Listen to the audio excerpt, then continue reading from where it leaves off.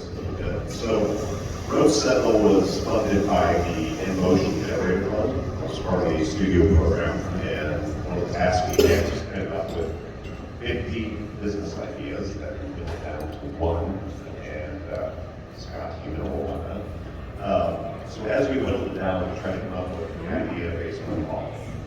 And for me, as we whittled it down, it came down to the task that I had, which is road transportation and safety.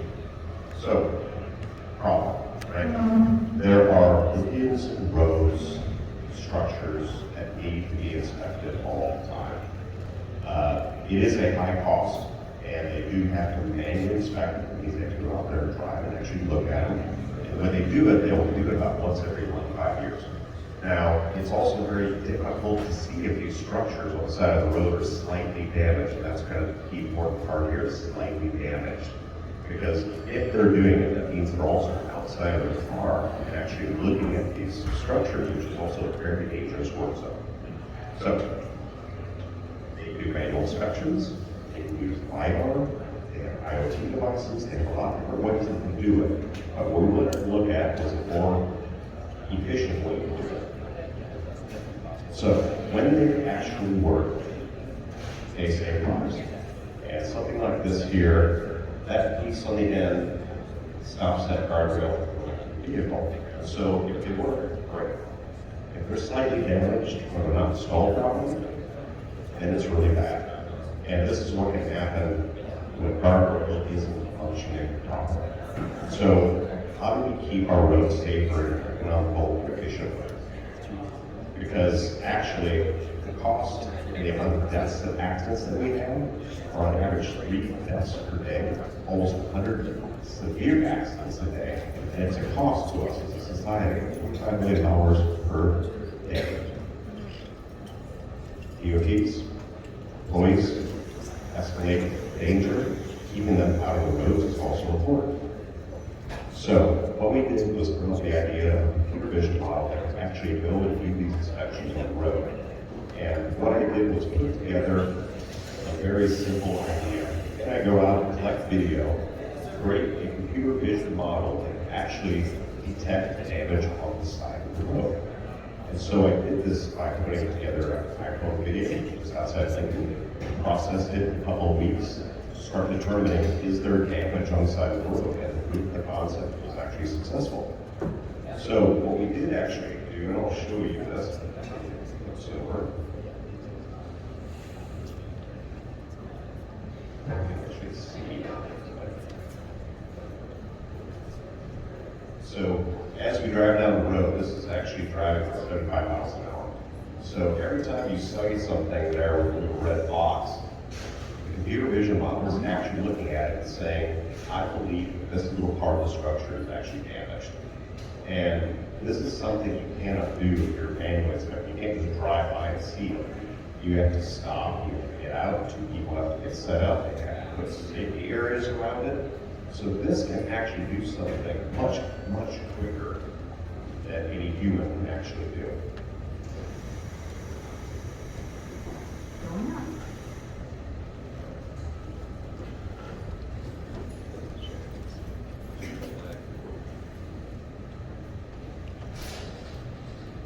So, next step, create hardware prototype. So I put together a hardware prototype that actually uses a camera with what I call what's called a 3D or depth sensing ability, so they can actually collect the depth behind it as well. So we put together this 3D prototype to actually go out and actually drive the road, to actually create the piece of equipment that can actually do this in the vehicle, inside the camera, or inside the vehicle itself. Now, what the prototype showed was that you can actually put a fairly inexpensive camera and edge computing device mounted inside the vehicle, and just simply drive down the road. As the video is collected, you can actually determine what is actually on the road. So we built this, I drove this, and as I'm driving, it says, I understand what that is, I understand what that is, and a high degree of success. About 3 or 4 weeks of doing it showed that this can be a very economical way to do something.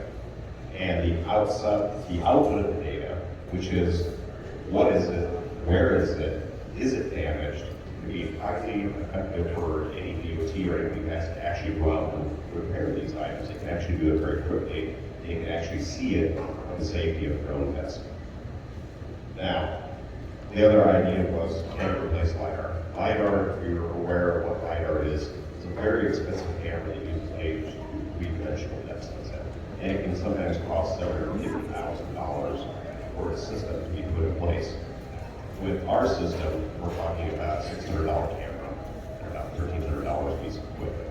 So it replaces a lot of expensive equipment, and it can do it faster, and it can do it better.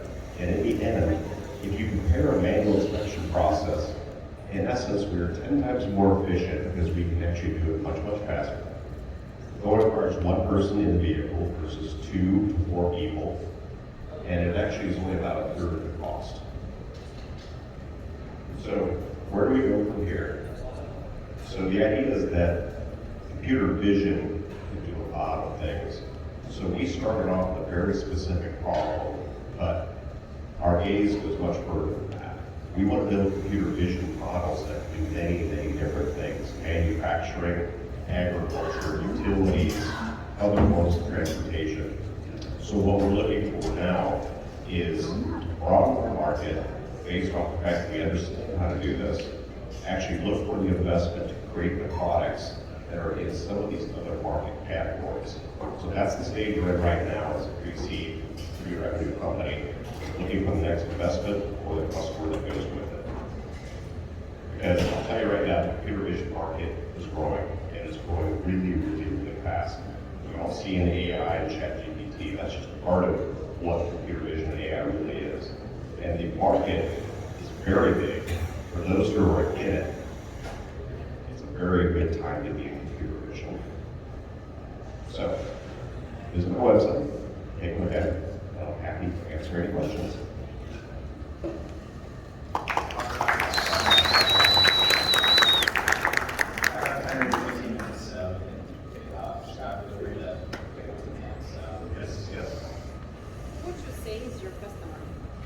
Right now, the customer base is the Department of Transportation, where everybody's involved in actual road safety, road construction.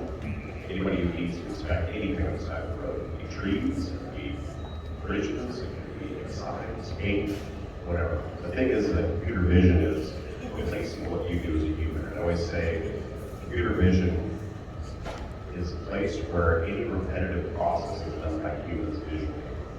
And if there's any kind of process like that that's visually, computer vision is an excellent option to do it much, much better, faster, and powerful. Yes?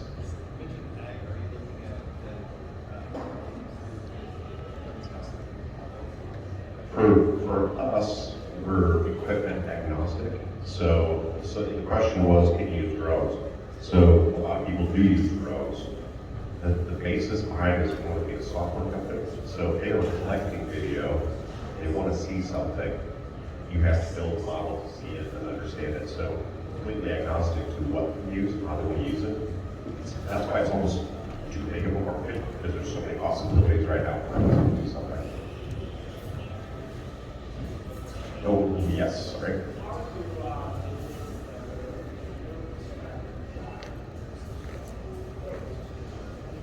How are we labeling? Yeah, so the process of doing this is you have to start collecting images of a lot of them. So it's like teaching a child how to understand something. First got to show it, father, mother, et cetera. And over repetition, it starts to learn that, okay, I see this bottle, I understand this bottle, and I see a bottle of Coke, you see a bottle of Pepsi, and I can tell it Pepsi Coke. And eventually, the learning, it actually has a tendency to start learning on its own. So when the labeling comes, we have to show it very many images over and over and over again. What is a guardrail? What is a guardrail? And eventually we start to show it. This is a good guardrail. This is a bad one. It takes about 10,000 images to get started. Yeah. We're doing our own data. I use a product called RoboFlow. RoboFlow is the product that actually helps do the annotation and labeling. Nope, I'm actually doing it myself. Yeah. The question was using AI to pick it. So when you start compiling images over time, you need about 100,000 of them. There are ways to actually do it using processes, AI to speed up the process. Sometimes those would be good or bad, but we find that right now, collecting our own data and our doing our own implementation is the way we're building it. But yeah, yes, wait, yes.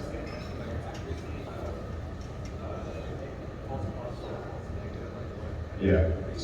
So usually, it took about 3 weeks to put this together, and usually within 2 to 4 weeks, you probably get about 85% accurate, which may be enough. Some people will say that's good.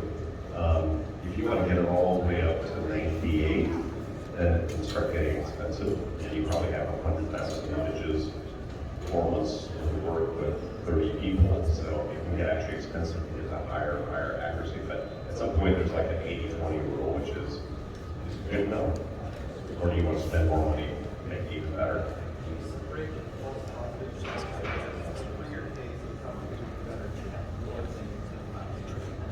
Yeah, so the question was how far do you go to get higher in accuracy? For us, right now, it's proving the concept of what can be done, and then going to them and say, look, what is it you want to do? What's the problem you have, humans are doing, and how far do you need that accuracy level to go? Because you don't want to spend a ton of money getting to this super high accuracy when it's actually not needed. Whereas other areas may have to be really, really accurate so that it just costs more. So yes.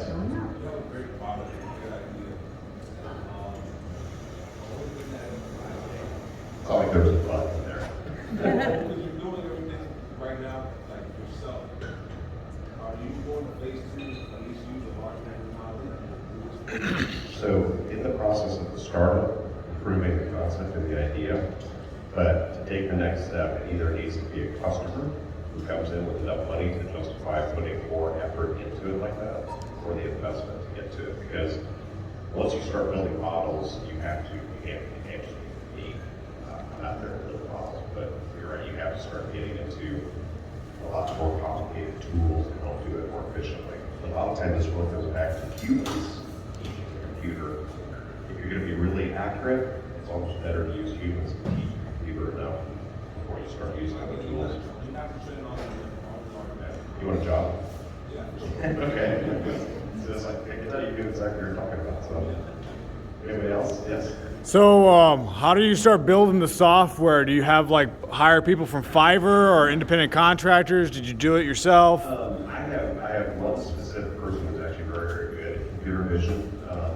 I think a lot of people talk about being in AI and computer vision, but when they really have to get into it, the pool is actually much smaller on those who are really, really good. So I found one person, the generator program, that was referred to me out of Wisconsin. He's the one that helped me build this out. He's the one that actually has the brains to do it. So not Fiverr, not out in the country, somebody I can talk to on a regular basis. It was cheap, but it's worth it. Yes.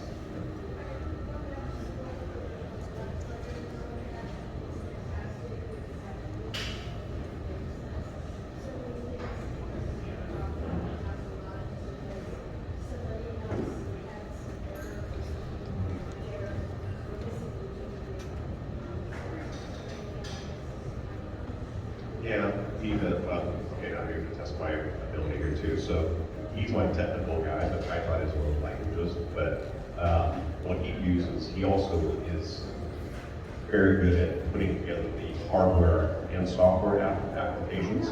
So a lot of times people say, oh, computer vision, just do this. Well, you have to have the camera connected to what's called the edge device that actually does the computing real time. And so making sure the camera, the edge device are working together is also his specialty too.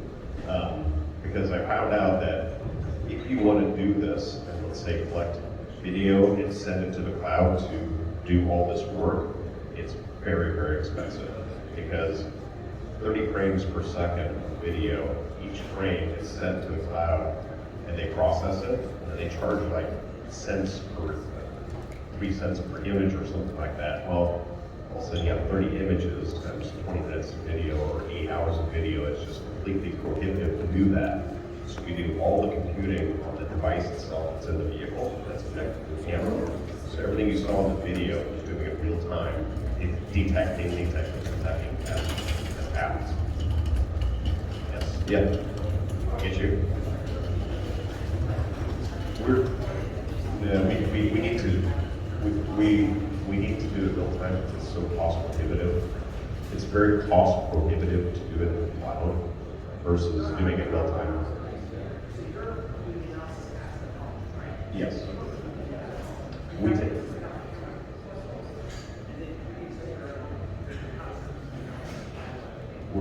What we're doing is actually taking that video and the snippets that come out of it so that we're collecting it real time so we understand where it's at the time. And then we'll load that up for output, whatever it is they want to do. Now, the other ones may come to say, look, we have video that we're going to record and we want to actually take a look at that later, then we'll do that.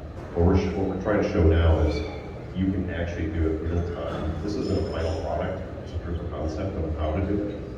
So the edge device right now is what we're doing to show them that you can do it real time. How they want to process could be exactly what you just said, which is go out, try and collect video, come back, do it later. Yes, I know you had your hand up. Yeah, I appreciate the problem about guardrail integrity. I was also thinking the same concept for the Potholes, oh yeah. finding mitigation. I thought for a long time about as a road, like bike path, button to like push, like instead of being split it, like cursing. I Yeah. did a pothole here, and then it was like, fine, and then this environmental verification might be able to fix it in the next couple of years. So believe it or not, they actually do try to do that. A lot of times they'll use a LiDAR camera to drive down the road to collect potholes and it'll collect that three-dimensional data as well. But let's say LiDAR can be very expensive and the amount of data is pretty high. So we have a basic computer vision model where the camera actually sees two ways at the same time. So the computer vision model will look at, say, a pothole, the other side of the camera, which is depth sensing like LiDAR camera, also gets a 3D image of it, so that they can actually see the image pothole and get the exact measurements down to like a micron. Like this. Yeah.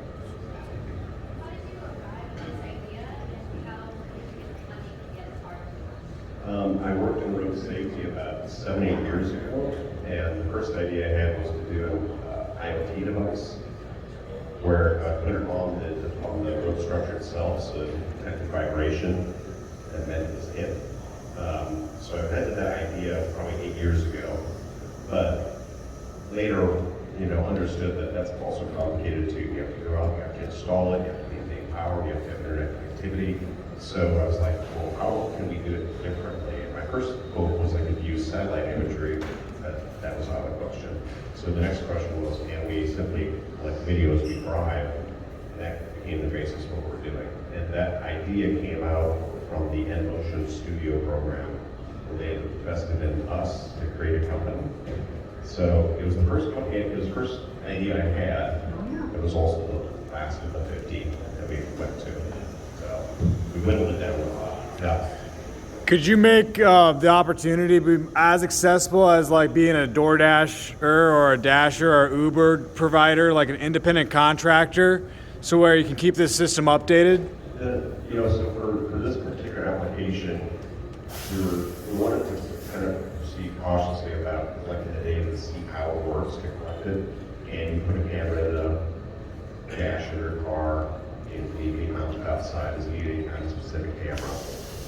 Ideally, it'd be nice if the next stage was DOT putting it in all their vehicles, so that they're just simply driving and collecting as they don't especially go out and do it, they just collect it. There you go.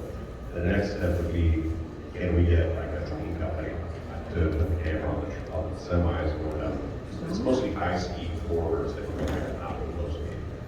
And then, okay, is it worth it to have a lot more data coming from, the average person driving?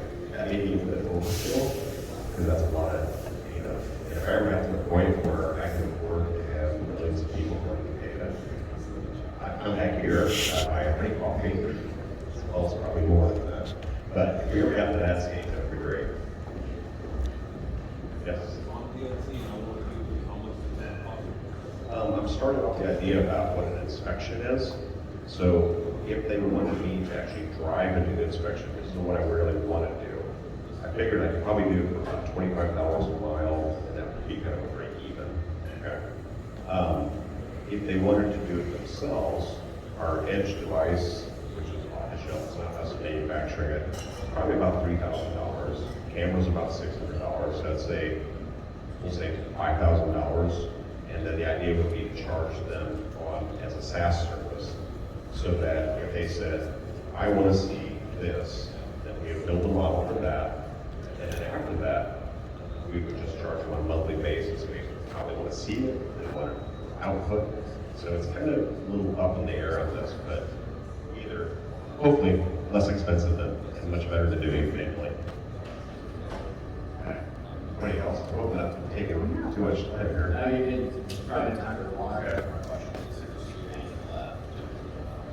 Any more questions? You can ask me later too if you don't want to stand up here. Yeah, Scott will be around, and if not, we'll ask our last question as we always do. Is 1 Million Cups community is for you or is that? Well, thank you, everybody. Appreciate it. Next question.